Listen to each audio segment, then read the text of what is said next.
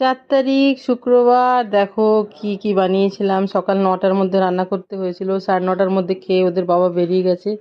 তো চিকেন আলু দিয়ে ঝোল করেছিলাম, কিন্তু বলো তো আলুটাও ভেজে তুলেছিলাম, আবার চিকেনটাও ভেজে তুলেছিলাম। আর তারপরে তোমার মশলা কষিয়ে চিকেন আর আলুটা মিশিয়ে গরম জল দিয়ে ঝোল করেছিলাম, পাতলা ঝোল মতো, বুঝেছো? ভালোই হয়েছিল। এইভাবে খুব একটা করি না আমি। এটা ওদের বাবাকে আমি খাবার দিচ্ছি। তো এই দেখো 2 পিস চিকেন আর ওই 1 পিস আলু দিলাম, আর একটা করে তিলের বড়া ভাজা। এটাই মেনু ছিল। সকাল 9টার মধ্যে ভাত, চিকেনের ঝোল, আর তোমার ওই তিলের বড়া, একটা করে, 4 জনের 4টে।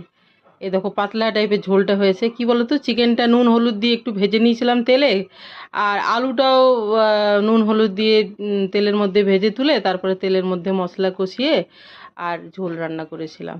আর মশলাটা কি করেছিলাম বলো তো, চপারে চপ করেছিলাম।